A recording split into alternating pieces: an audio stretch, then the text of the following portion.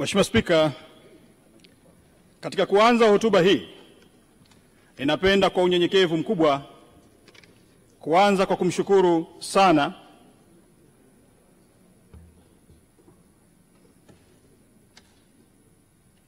Mwenyezi Mungu mwingi wa rehema kwa kutuwezesha kuja hapa kutazama tulikotoka, tulipo na tunakoelekea kama taifa lenye mwelekeo chini ya uongozi wa serikali ya awamu ya 6.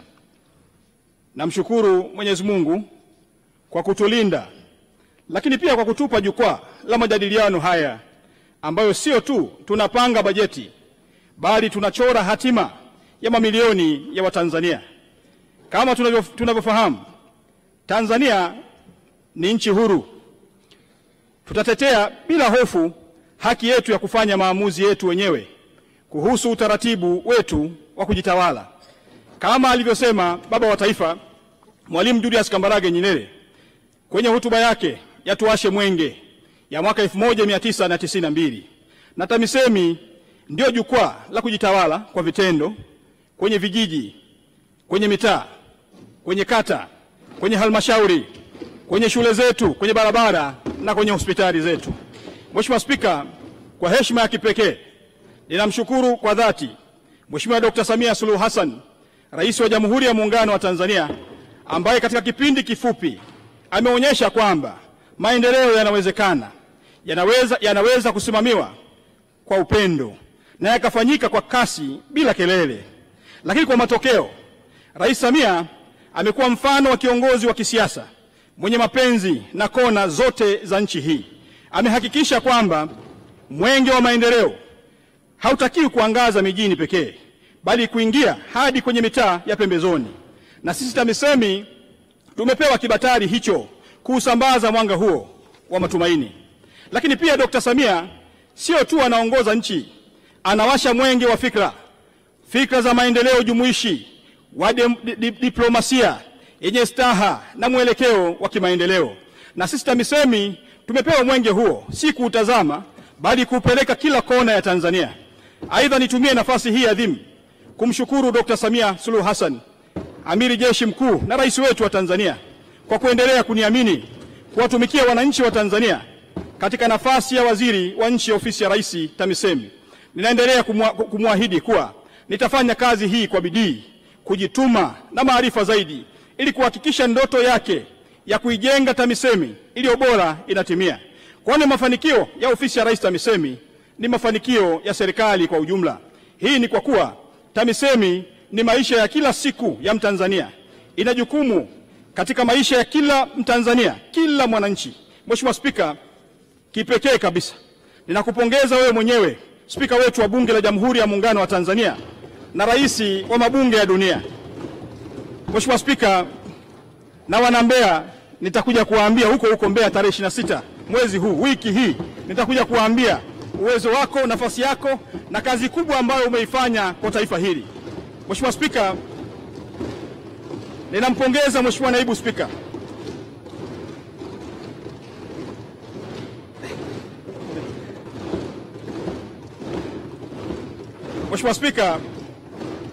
ninampongeza Mheshimiwa Naibu Spika. Ninawapongeza viongozi wote wa bunge hili tukufu kwa kuliongoza bunge hili letu kwa hekima, kwa weledi wa hali ya juu. Mheshimiwa Spika, mmeonyesha kwa dhati kuwa bunge hili halisimamii tu bajeti, linajenga historia. Mmejadili hoja hizi kwa uzito wa kitaifa, si kwa muktadha wa maeneo tu. Na kama alivyosema baba wa taifa, tukiendeleza tabia ya kujadiliana bila kugombana, tutakuwa tumewasha mwenge wa ukweli wa demokrasia ya Tanzania. Leo hoja hizi zimekuwa taa ya kuangaza giza la changamoto za wananchi wetu. Mmeonyesha uongozi bora kwa kuhakikisha majadiliano yenye tija yanakuwa msingi wa kujadili au makadirio ya mapato ya matumizi ya serikali, ikiwa ofisi ya Rais TAMISEMI. Mheshimiwa Spika, hakuna anayeweza kubeza maoni, hoja na ushauri uliotolewa na waheshimiwa wabunge, kwa sababu ndani ya maneno yao kuna sauti za wananchi, kuna macho ya jamii na kuna mwanga wa mwelekeo. Maoni hayo si mapambo ya mijadala ya bungeni, bali ni dira ya kusimamia kwa umakini utekelezaji wa mpango wa bajeti ya mafungu yote 28 ya ofisi ya Rais TAMISEMI kwa lengo la kuimarisha huduma kwa kila Mtanzania bila ubaguzi wa kijiografia wala hali ya kiuchumi. Na kama alivyosema hayati Edward Sokoine akisimama kwa sauti ya wananchi, serikali yoyote inayoshindwa kusikiliza kilio cha wananchi wake basi haina sababu ya kuendelea kuitwa serikali yao. Kwa msingi huu, hoja zenu waheshimiwa wabunge hazitapita kama taarifa ya kusikilizwa, bali kama mwanga wa hatua, kama mwenge wa utekelezaji na kama alama ya dhamira ya TAMISEMI mpya inayojengwa kwa nguvu ya wananchi na misingi ya haki na usawa. Mheshimiwa Spika, ninaishukuru kamati ya kudumu ya Bunge ya TAMISEMI. Nitumie fursa hii kuwathibitishia kuwa maoni yao, ushauri wao utazingatiwa na kuwa dira ya kuimarisha utendaji na utoaji huduma bora kwa wananchi. Mheshimiwa Spika, ninapenda kuwashukuru na kutambua mchango wa viongozi wenzangu na wataalamu wa ofisi ya Rais TAMISEMI. Kipekee ninawashukuru manaibu mawaziri, Mheshimiwa Dr. Festo John Dugange, mbunge, Mheshimiwa Zainab Athman Katimba, mbunge. Vile vile ninaishukuru management ya ofisi ya Rais TAMISEMI ikiongozwa na ndugu Adolf Ndunguru kwa kazi kubwa ya uchambuzi na ushirikiano walionipatia wakati wa kuandaa ufafanuzi wa hoja zilizotolewa na waheshimiwa wabunge wakati wa kujadili mpango wa bajeti.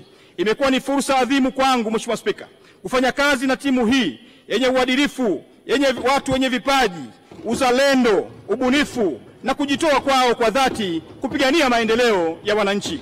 Mheshimiwa Spika, leo sisimami kwa niaba ya wizara tu, bali kwa niaba ya watu.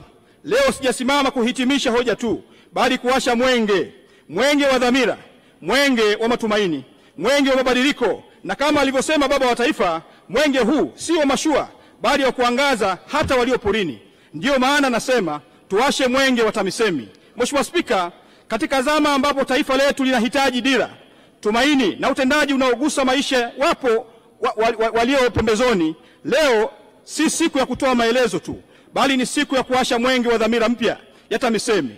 Na kama alivyosema baba wa taifa Mwalimu Julius Kambarage Nyerere katika hotuba yake ya kihistoria ya tuwashe mwenge ya mwaka 1992, kuongoza ni kuonyesha njia, lakini ni vigumu kuonyesha njia gizani bila taa wala dira.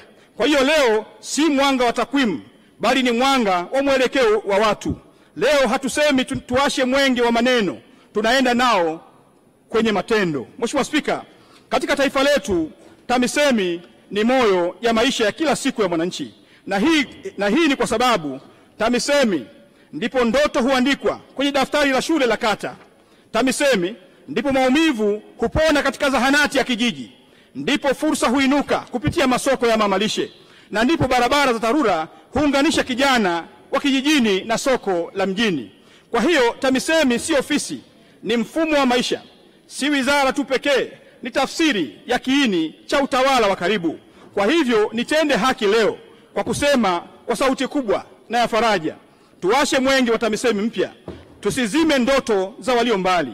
Mheshimiwa Spika, wakati wa kujadili hotuba ya mpango wa bajeti ofisi ya Rais TAMISEMI mwaka 2025-2026, waheshimiwa wabunge 77 walipata fursa ya kuchangia, ambapo wabunge 73 walipata fursa ya kuchangia kwa kuzungumza na wabunge 4 walichangia kwa njia ya maandishi. Mheshimiwa Spika, hoja za waheshimiwa wabunge zilijikita katika maeneo yafuatayo: 1.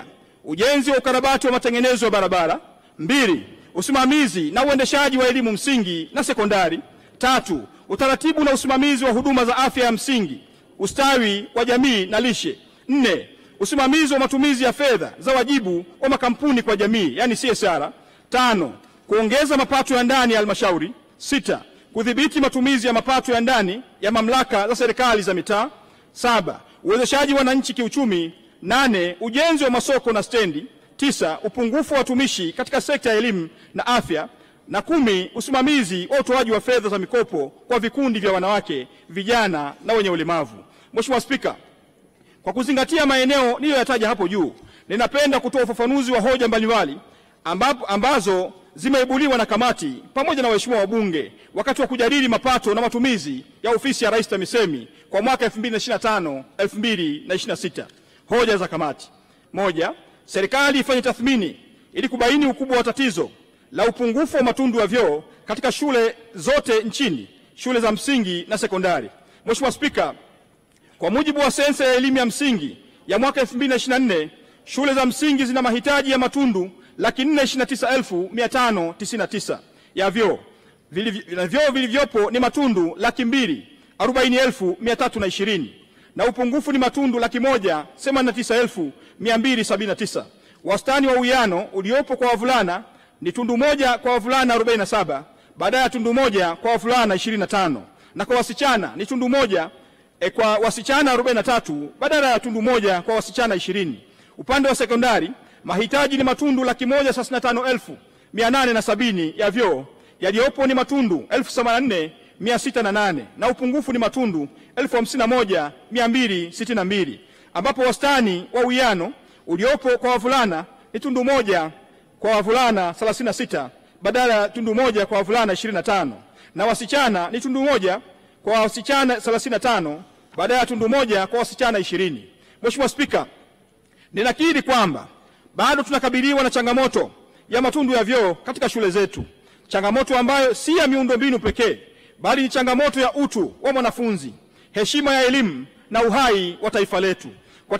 Kwa TAMISEMI, choo si jengo tu la haja, ni sehemu ya usalama ya mtoto wa kike, ni ishara ya hadhi ya mwanafunzi wa Kitanzania, na ni kipimo cha thamani tunayoiweka katika elimu ya watoto wa masikini. Na kama alivyoona hayati Mzee Abedi Amani Karume kwa hekima na ujasiri wa kweli wa mwananchi, kama tunataka wananchi waishi kama binadamu, basi ni lazima tuanze kuwaheshimu kama binadamu. Kwa mantiki hiyo, ofisi ya Rais TAMISEMI inatambua kuwa ujenzi wa vyoo si swala la kiufundi tu, bali ni jukumu la kimaadili. Tutaendelea kuchukua hatua madhubuti kuhakikisha kwamba kila shule nchini inakuwa na mahala pa staha, sio kwa kusoma tu, bali pia kwa kuishi kwa heshima.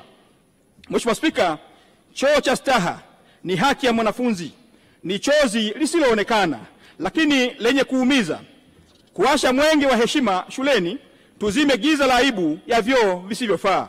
Hii ndio dhamira ya TAMISEMI mpya inayojali uhai wa mwanafunzi kama inavyojali kitabu anachokishika. Mheshimiwa Spika, mkakati wa serikali ni kuendelea kutenga kila mwaka fedha za ujenzi wa matundu ya vyoo kwa shule za elimu ya msingi na sekondari. Mkakati uliopo sasa ni kuhakikisha kuwa kila darasa linalojengwa kunakuwa na ujenzi wa angalau matundu mawili ya vyoo. Aidha, mwaka 2025-2026 serikali imepanga kujenga matundu 28,580 ya vyoo yatakayogharimu zaidi ya shilingi bilioni 66.57 katika shule za msingi na sekondari. Mheshimiwa Spika, kama nilivyosema awali, serikali haijalala katika hili. Lengo ni kuhakikisha shule zetu zinakuwa mahiri salama pa kufundishia na kujifunzia. 2, serikali isimamie fedha zote zinazotokana na CSR zitolewe kwa wananchi kama sheria inavyotaka. Mheshimiwa Spika, Rais wa Jamhuri ya Muungano wa Tanzania Dr. Samia Suluhu Hassan amewahi kusema madini ni fursa na lazima tuyatumie kwa ajili ya maendeleo endelevu. Kutokana na usemi huo, serikali inaendelea kusimamia mipango na fedha za wajibu wa makampuni kwa jamii zinazotolewa kwa wananchi. Aidha, imeendelea kufuatilia utekelezaji wa miradi inayotekelezwa kupitia fedha hizo katika halmashauri husika. Mheshimiwa Spika, ofisi ya Rais TAMISEMI imekubaliana na Wizara ya Madini kuendelea kujenga uelewa wa CSR kwa halmashauri, wamiliki wa leseni za madini na wananchi kuhusu wajibu wa wamiliki wa leseni za madini kwa jamii kama ilivyoelezwa kwenye kifungu namba 105 cha Sheria ya Madini sura namba 123 na kanuni ya 18 ya kanuni za wajibu wa wamiliki wa leseni za madini kwa jamii ya mwaka 2023. Mheshimiwa Spika, kwa kuhakikisha kuwa CSR zinazotolewa na makampuni nje ya sekta ya madini nazo pia zinasimamiwa ipasavyo, ofisi ya Rais TAMISEMI inakamilisha mwongozo wa usimamizi wa CSR nje ya sekta ya madini. Maoni kutoka kwa wadau mbalimbali yamekusha kusanywa, wakiwemo wanufaika wa CSR katika halmashauri 184, mikoa 26, kampuni na taasisi zinazotoa CSR 17, wizara 7, tume ya madini na tume ya mipango na taasisi 2 zinazoguswa na makampuni yanayotoa CSR. Aidha, Baada ya kukamilisha uchambuzi na kuboresha rasimu iliyoandaliwa, itawasilishwa kwenye kamati ya kudumu ya Bunge ya TAMISEMI ili kupata maoni yao kabla ya kukamilisha. Lengo ni mwongozo huo kuanza kutumika katika mwaka 2025-2026. Tatu, serikali unde kamati ndogo itakayokuwa na jukumu la kufanya utafiti na kutoa maoni kuhusu namna bora ya utoaji wa matumizi ya fedha zinazotokana na CSR. Mheshimiwa Spika, sheria inayosimamia utoaji wa matumizi ya fedha za CSR ipo chini ya Wizara ya Madini, ambayo inatekelezwa chini ya kanuni za wajibu wa wamiliki wa leseni za madini na wananchi kuhusu wajibu wa wamiliki wa leseni za madini, yani CSR, za mwaka 2023. Kanuni ya 9 fasili ya pili ya kanuni hizo inatoa nafasi kwa waziri mwenye dhamana ya masuala ya serikali za mitaa kwa kushirikiana na waziri mwenye dhamana ya masuala ya fedha kuunda kamati ya pamoja ambayo jukumu lake itakuwa ni kuwashauri mawaziri husika kuhusu mpango wa CSR inayowasilishwa kwa ajili ya idhini. Mheshimiwa Spika, serikali itaendelea kuimarisha kamati za ushauri zinazopitia mipango ya CSR. Aidha, maoni ya kamati ya kuunda timu ya utafiti yatafanyiwa kazi. Mheshimiwa Spika. 4. Usimamizi wa maeneo ya wazi ya mapumziko ya umma. Mheshimiwa Spika, mamlaka ya serikali za mitaa hususan miji na majiji yote nchini ziweke mikakati ya kutenga maeneo mahsusi kwa ajili ya mapumziko ya wananchi, na serikali iandae mwongozo wa utengaji, uendelezaji na ulinzi wa maeneo ya mapumziko ya wananchi ili yasipangiwe matumizi mengine. Mheshimiwa Spika, mwongozo wa utekelezaji wa mipango kabambe wa mwaka 2022 unatoa maelekezo ya utengaji, uendelezaji na ulinzi wa maeneo ya mapumziko ya umma. Aidha, ofisi ya Rais TAMISEMI itazisimamia mamlaka za miji na wilaya zote nchini zihakikishe kuwa maeneo yaliyotengwa kwa ajili ya mapumziko ya umma yanalindwa, yanaendelezwa na kusimamiwa kama yalivyopangwa. 5. Serikali iweke mpango mkakati wa kupeleka vifaa vya maabara kwenye shule 26 za sayansi za wasichana na mikoa bila kuathiri mpango uliowekwa wa upelekaji wa vifaa vya maabara katika shule nyingine za sekondari nchini. Mheshimiwa Spika, vifaa vya maabara kwa shule 486 vimekwisha nunuliwa katika awamu 2. Usambazaji wa awamu ya kwanza unahusisha shule 231 zikiwemo shule 26 za sayansi za wasichana za mikoa. Hadi sasa, Mheshimiwa Spika, shule 8 kati ya 26 za wasichana za mikoa zimepokea vifaa hivyo na kusambazaji katika shule 18 zilizobakia unaendelea. Vifaa vya maabara na kemikali kwa awamu ya pili kwa ajili ya shule 255 zilizobaki zinatarajiwa kupokelewa na kusambazwa kabla ya tarehe 30 mwezi Juni 2025. Aidha, serikali imenunua na kusambaza kemikali za maabara katika shule ya sekondari 231 za kata. 6. Serikali ibuni chanzo cha kudumu cha fedha kwa ajili ya ununuzi wa vifaa vya maabara kwa shule za sekondari nchini. Mheshimiwa Spika, serikali imekuwa ikitoa fedha za ununuzi wa vifaa vya maabara kwa shule za sekondari nchini kupitia ruzuku ya uendelezaji wa shule. Vile vile, ununuzi wa vifaa vya maabara hufanyika kupitia utekelezaji wa miradi mbalimbali ikiwemo miradi ya kuimarisha elimu ya sekondari, mpango wa lipa kulingana na matokeo na michango ya wadau. Hivyo serikali itaendelea kuimarisha mpango wa bajeti kwa ajili ya ununuzi wa vifaa vya maabara na kemikali za maabara ili kuhakikisha vinapatikana kwa uhakika na wakati kwa ajili ya ujifunzaji na kufundishia. 7. Usimamizi na uendelezaji wa shule za mchepuo wa Kiingereza katika halmashauri. Mheshimiwa Spika, tumeshauriwa halmashauri kuacha kabisa kujihusisha na ujenzi wa shule za mchepuo wa Kiingereza kwa kutumia fedha yoyote ile ya serikali na kutoza ada kubwa kuwa inakwenda kinyume na mpango wa serikali wa utoaji wa elimu bila ada. Lakini pili, tumeshauriwa halmashauri zenye uhitaji wa kuanzisha shule za mchepuo wa Kiingereza ziombe kibali kutoka ofisi ya Rais TAMISEMI. Na 3, shule za mchepuo wa Kiingereza katika halmashauri zianzishwe zikiwa na utawala wake binafsi na zitumie rasilimali watu wake na zisitumie rasilimali za watu kutoka serikalini. Serikali warejeshe katika shule zao za awali walimu waliochukuliwa kutoka shule za umma na kupelekwa kwenye shule za mchepuo wa Kiingereza serikalini. Mheshimiwa Spika, ninaomba kulitaarifu bunge lako tukufu kuwa ofisi ya Rais TAMISEMI imepokea hoja hii na itafanya uchambuzi wa kushirikiana na wizara inayosimamia sera ya elimu ili kupata utekelezaji mzuri kuhusu hoja hii.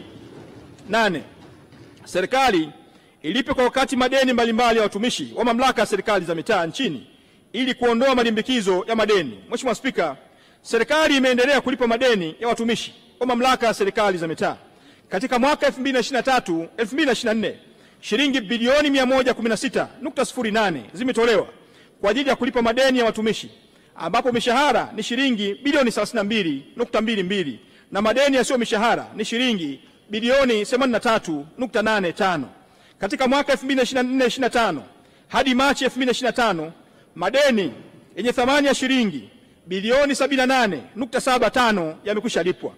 Kati ya fedha hizi shilingi bilioni 16.32 ni madeni ya mishahara na shilingi bilioni 62.43 ni madeni yasiyo ya mishahara yanayojumuisha fedha za uhamisho, likizo na stahiki za watumishi.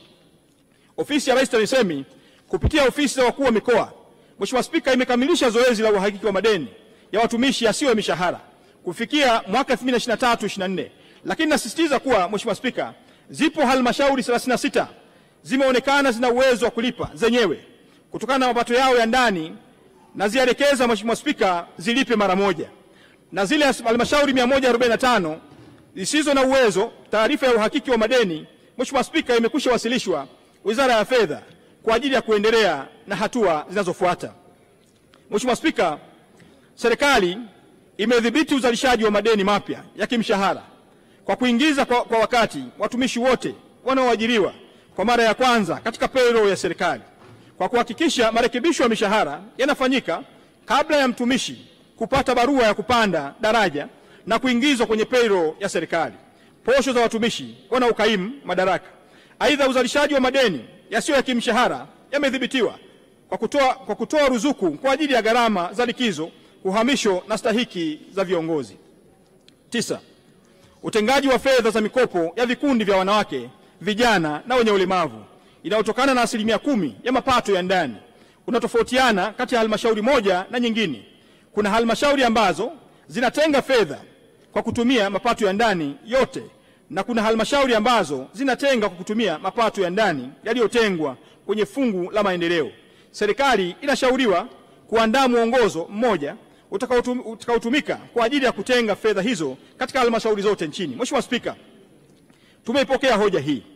Mikopo ya vikundi vya wanawake, vijana na wenye ulemavu inatolewa kwa mujibu wa sheria ya fedha za serikali za mitaa sura namba 290 kifungu cha 37 na kanuni za usimamizi wa utoaji wa mikopo kwa wanawake, vijana na wenye ulemavu za mwaka 2024.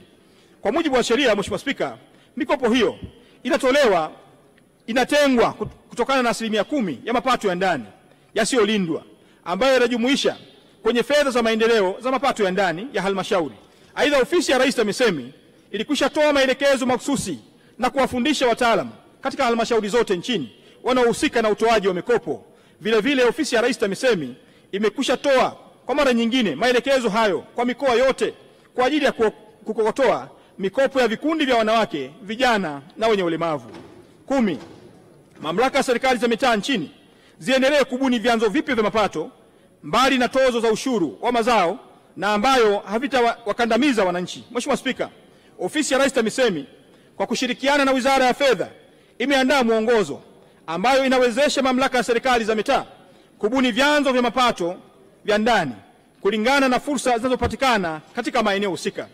Aidha, serikali inahimiza halmashauri kuendelea kujikita kwenye uwekezaji wa miradi ya uzalishaji ya vitega uchumi vyenye tija katika kuongoza mapato ya halmashauri kwa kutumia vyanzo mbadala vya kugharamia miradi.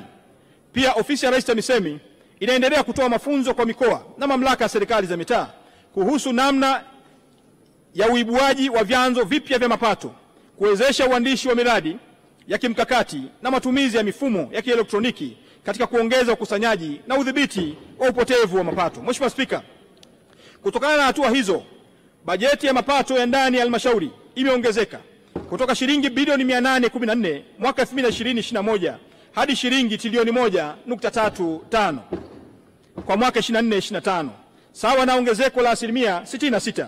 Aidha, makusanyo ya mapato yameongezeka kutoka shilingi bilioni 757.05 mwaka 2020-2021 hadi shilingi trilioni 1.15 mwaka 23-24, sawa na ongezeko la asilimia 57, na mwaka 2024-2025 makusanyo yanatarajiwa kufikia shilingi trilioni 1.35 sawa na asilimia 79, ambapo hadi Machi shilingi trilioni 1.04 sawa na asilimia 77 zimekwisha kusanywa. Mheshimiwa Spika, naomba nithibitishie bunge lako tukufu kuwa ubunifu wa vyanzo vipya vya mapato ni moja kati ya vigezo mbalimbali vya kupima utendaji wa viongozi wa mamlaka za serikali za mitaa. Mheshimiwa Spika, naomba sasa nije kwenye hoja za wabunge zilizotolewa kwa kuzungumza. Mheshimiwa Spika, katika mjadala wa hoja za bajeti, Mheshimiwa Mrisho Gambo, mbunge wa Arusha mjini, aliwasilisha tuhuma nzito kuhusu miradi miwili mikubwa inayotekelezwa na halmashauri ya jiji la Arusha, yaani ujenzi wa jengo la utawala la halmashauri na ujenzi wa soko la Semunge. Katika yote mawili, aliibua hoja zinazodai kuwepo kwa upotevu mkubwa wa fedha za umma, matumizi mabaya ya madaraka na mchanganyiko wa vipimo uliopelekea malipo yasiyo halali. Mheshimiwa Spika, kwa heshima kubwa, kwa heshima ya bunge hili na kwa maslahi ya taifa, nina wajibu wa kuweka bayana ukweli wa mambo haya. Taarifa ya uchunguzi na ufuatiliaji imekamilika. Kwa kibali chako, Mheshimiwa Spika, tutakuwa tayari kuiwasilisha mbele ya bunge lako hili tukufu kwa namna utakavyoona inafaa. Lakini kwa unyenyekevu mkubwa, niruhusu niseme maneno ya mwisho kabisa. Mheshimiwa Spika, TAMISEMI ni wananchi na TAMISEMI ni serikali hasa. TAMISEMI ni serikali hasa. Niwathibitishie Watanzania, hakuna senti ya Watanzania iliyopotea katika miradi yote hii miwili. Mheshimiwa Spika, ni muhimu tutofautishe hoja za kujenga na lugha za kuchomea. Tuhuma zisizo na mzizi si hoja, ni cheche za siasa ambazo hazifai kuweka ndani ya taasisi zenye misingi ya sheria. Miradi ya maendeleo haijengwi kwa maneno, bali kwa mchakato. Tuhoji kwa hoja na tusihukumu kwa jazba. Mheshimiwa Spika, TAMISEMI itaendelea kulinda uwazi, kuchukua hatua za uwajibikaji na kuhakikisha taasisi zake haziingii katika hofu ya sababu ya siasa za majukwaa.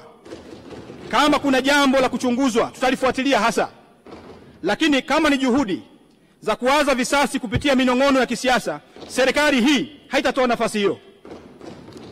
Ujenzi, ukarabati wa matengenezo ya barabara. Mheshimiwa Spika, ninatambua uwepo wa changamoto za ujenzi, ukarabati na matengenezo ya barabara katika maeneo mbalimbali nchini.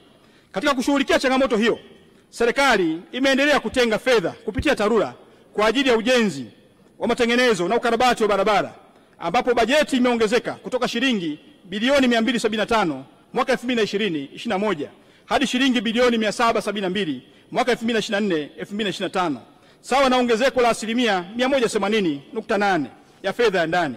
Aidha, serikali kwa kushirikiana na benki ya CRDB imeratibu uanzishwaji wa hati fungani ya miundombinu iitwayo Samia Infrastructure Bond iliyolenga kukusanya shilingi bilioni 150, ambapo hadi dirisha la ununuzi wa hisa ilipofungwa shilingi bilioni 323 sawa na asilimia 215.33 zimekusanywa na zitatumika kuwakopesha kwa masharti nafuu makandarasi watakaoingia mikataba ya kazi za TARURA. Mheshimiwa Spika, ofisi ya Rais TAMISEMI kupitia TARURA iliidhinishiwa fedha za dharura shilingi bilioni 71.46 kwa ajili ya kugharamia matengenezo ya miundombinu ya barabara zilizoathiriwa na mafuriko ya maji ya mvua. Kati ya fedha hizo shilingi bilioni 50 ni nyongeza ya bajeti kwa mwaka 24-25, ambapo hadi Machi 2025 shilingi bilioni 8 zimepokelewa. Mheshimiwa Spika, mwaka 2025-26 ofisi ya Rais TAMISEMI imepanga kutumia shilingi trilioni 1.18 kwa ajili ya ujenzi, matengenezo, ukarabati wa miundombinu ya barabara na usafirishaji wa vijijini na mijini. Ofisi ya Rais TAMISEMI itahakikisha inaendelea kutoa fedha za ujenzi, ukarabati na matengenezo ya barabara. Hii inatokana na ukweli kuwa kila kilomita mpya ya barabara inayojengwa ni daraja kati ya umaskini na maendeleo, njia ya mtoto kufika shuleni, mama kufika hospitali na mkulima kupeleka mazao sokoni na taifa kusonga mbele. Usimamizi na uendeshaji wa elimu msingi na sekondari. Mheshimiwa Spika, Ofisi ya Rais TAMISEMI inatambua umuhimu wa kuboresha mazingira ya kufundishia na kujifunzia, ambapo imeendelea kujenga na kukarabati miundombinu ya elimu pamoja na kuendeleza mazingira ya maeneo hayo. Serikali imeendelea kuwekeza katika utoaji wa elimu msingi na sekondari, ambapo mpango wa elimu msingi bila ada umeongezwa bajeti kutoka shilingi bilioni 249.66 mwaka 2020-2021 hadi shilingi bilioni 510.96 mwaka 2025-2026. Hii ni sawa na ongezeko la shilingi bilioni 261.30 sawa na asilimia 104.66. Mheshimiwa Spika, serikali imeboresha na kuzipatia vifaa shule 330 zikiwemo shule 28 za mchepuo wa elimu ya ufundi wa amali, shule 274 za mchepuo wa kilimo na shule 28 za mchepuo wa biashara. Hii ni kuhakikisha watoto wa Tanzania wanapata elimu yenye ujuzi na maarifa yatakayowawezesha kujiajiri na kujitegemea. Vile vile serikali imeajiri walimu 45,808 wakiwemo walimu 477 wa elimu maalum na 127 wa lugha za alama.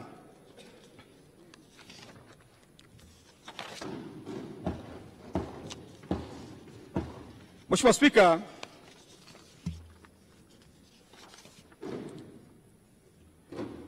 ninaomba kwa nafuu ya muda, nitumie nafasi hii kulithibitishia bunge lako kuwa hoja zote zilizotolewa na waheshimiwa wabunge zimepokelewa na nimetoa maelekezo ya kuandaa mpango kazi wa utekelezaji na taarifa yake itawasilishwa kwa maandishi. Niwahakikishie waheshimiwa wabunge kuwa tunathamini sana michango yao na kila hoja iliyotolewa itapatiwa majibu au ufafanuzi. Ndio maana tunasema tumewasha mwenge, si mwenge wa siasa tupu, bali ni mwenge wa dhamira, mwenge wa matumaini, kwamba hakuna mtoto anayepaswa kukatishwa masomo kwa kukosa dawati. Hakuna mkulima anayepaswa kuozewa kwa mazao yake mashambani kwa kukosa barabara. Hakuna kijana anayepaswa kugeuka mwizi kwa kukosa fursa. Kwa maneno ya Mwalimu, Tanzania ni nchi huru. Tutatetea bila hofu haki yetu ya kufanya maamuzi yetu wenyewe kuhusu utaratibu wetu wa kujitawala. Na TAMISEMI kwa niaba ya serikali ya awamu ya 6 tupo mstari wa mbele kutekeleza dhamira hiyo. Waheshimiwa wabunge, ni nani anayetaka TAMISEMI kuwa gulio la kisiasa badala ya kuwa chombo cha mabadiliko halisi? Kama alivyosema Mwalimu, CCM isiyo na itikadi itakuwa ni soko huru la wanufaika la wanaotafuta vyeo. Hali kadhalika TAMISEMI isiyo na dira itakuwa ni orodha ya mafungu ya bajeti na taasisi na si mabadiliko. Leo si tu tunahitimisha hoja ya kibajeti, bali tunaanza ukurasa mpya wa utendaji. Ninatamani sana Mheshimiwa Spika, baada ya bajeti hii wananchi waseme bunge la mwaka 2025 liliandika historia ya mabadiliko ya kweli. Tuwashe mwenge huu, tuwashe kwa wengine. Tusikubali mwanga huu uzimike kwa sababu ya hofu, uzembe au ukosefu wa dhamira. Mheshimiwa Spika, ninapenda pia kutumia nafasi hii kutoa maelekezo mahususi kwa wakuu wa mikoa na wilaya wajikite kikamilifu katika kulinda amani, mshikamano wa kitaifa na ufanisi wa utendaji wa serikali katika maeneo yao. Hamtakiwi wakuu wa mikoa na wakuu wa wilaya kuwa watazamaji wa migogoro, bali wazima moto wa chokochoko na walinzi wa misingi ya haki, maendeleo na umoja wa kitaifa. Utulivu wa nchi unaanza pale ambapo viongozi wa chini wanatimiza wajibu wao bila kusubiri maagizo kutoka juu. Tuwashe mwenge wa ulinzi wa jamii, tuzime cheche za migogoro midogo inayoweza kuwa ni moto mkubwa katika taifa hili. Mheshimiwa Spika, sasa ninaomba bunge lako likubali kuidhinisha makadirio ya mapato na matumizi kwa mwaka 2025-2026 yenye jumla ya shilingi trilioni 11 bilioni 782 milioni 984,202 elfu kwa ajili ya ofisi ya Rais TAMISEMI na taasisi zote zilizo chini yake, fungu namba 56 tume ya utumishi wa walimu, fungu namba 2 na mafungu 26 ya mikoa yakijumuisha halmashauri 184. Mheshimiwa Spika, ninaomba kutoa hoja. Waheshimiwa wabunge, hoja imeungwa mkono. Asante sana.